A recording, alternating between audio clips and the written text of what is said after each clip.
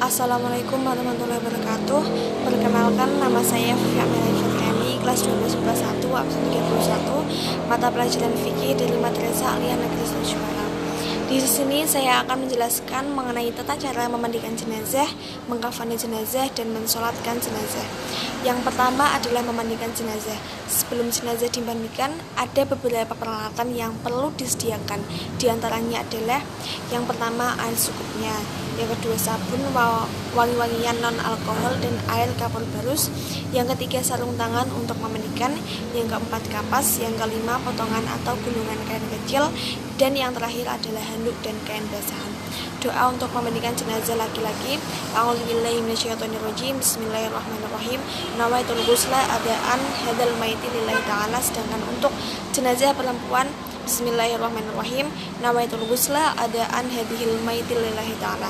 Tata cara untuk memandikan jenazah yang pertama adalah berikan kain bersih penutup jenazah agar aurat tidak terlihat.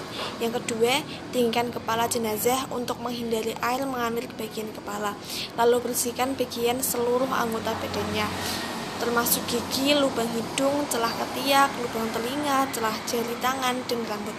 Dan yang ketiga, tekan dengan lembut bagian perutnya untuk mengeluarkan kotoran yang mungkin masih tersisa. Bersihkan sampai bersih bagian kubul dan dubur. Yang keempat, siramkan air terlebih dahulu ke bagian anggota tubuh yang sebelah kanan, lalu ke bagian sebelah kiri. Yang kelima, mandikan dengan menggunakan air sabun.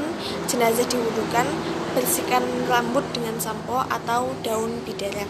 Dan yang keenam, gunakan air yang dicampur wangi-wangian pada bilasan terakhir. Yang ketujuh, setelah selesai dimandikan, keringkan tubuh jenazah dengan kain agar tidak basah saat dikafani. Yang kedelapan, sebelum dikafani, beri wangi-wangian non-alkohol, misalnya kapur barus. Selanjutnya adalah tata cara mengkafani jenazah. Sebelum melihat bagaimana tata cara mengkafani jenazah laki-laki dan perempuan sesuai syariat Islam, ada terlebih dahulu kriteria kain kafan yang digunakan. Kain kafan sendiri merupakan kain putih polos tanpa jahitan yang digunakan untuk membungkus mayat atau jenazah. Biasanya kain kafan ini dijual dalam bentuk potongan sehingga lebih praktis dan bisa langsung digunakan.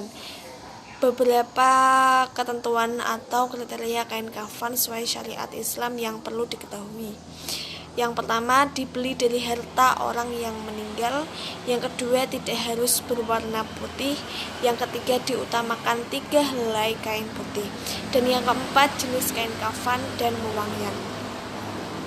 Sedangkan tata cara mengkafani jenazah laki-laki, yang pertama, bentangkan 3 lembar kain kafan yang telah dipotong sesuai ukuran jenazah. Kemudian susun dengan meletakkan kain yang paling lebar di bagian paling bawah. Tetapi jika kain memiliki lebar yang sama, maka geser kain yang di tengah sedikit ke kanan dan yang paling atas sedikit ke kiri, atau bisa juga sebaliknya.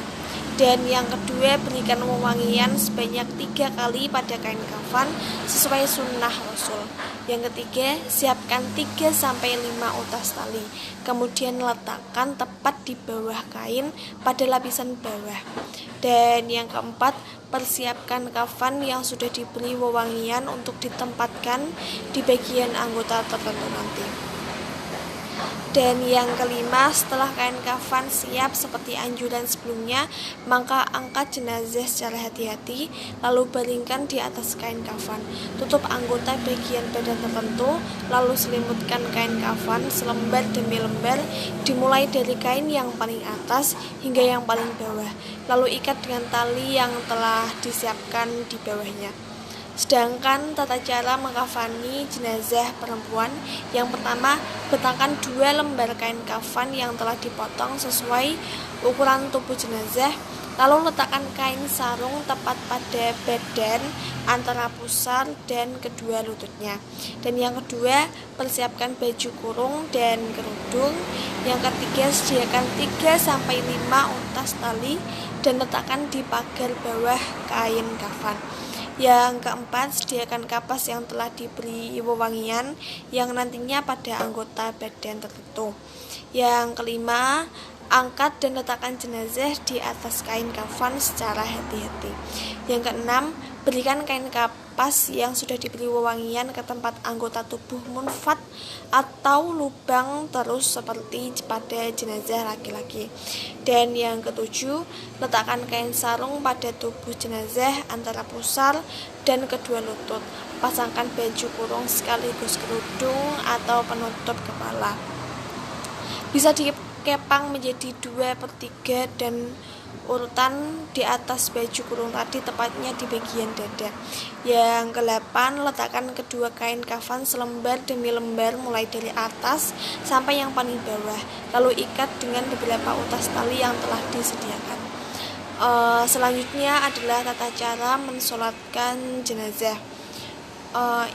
Untuk bacaan niat sholat jenazah untuk mayit laki-laki, a'udzubillahi minasyaitonirrajim, bismillahirrahmanirrahim, usolli ala hadzal mayyiti arba'a takbiratin fardhul kifayati imaman ma'muman lillahi ta'ala. Artinya, saya niat sholat atas jenazah ini 4 kali takbir fardhu kifayah sebagai imam atau makmum karena Allah Ta'ala. Sedangkan untuk sholat jenazah perempuan, bismillahirrahmanirrahim, usolli ala hadzal mayyitati arba'a takbiratin fardhul kifayati imaman ma'muman lillahi ta'ala. Saya niat sholat atas jenazah ini 4 kali takbir fardhu kifayah sebagai imam atau makmum karena Allah Ta'ala. Selanjutnya melakukan takbir sebanyak 4 kali termasuk takbiratul ihram, membaca surat Al-Fatihah setelah takbir pertama, membaca sholawat Nabi setelah takbir kedua, membaca sholawat Nabi sekurang-kurangnya seperti Allahumma sholli ala Sayyidina Muhammad.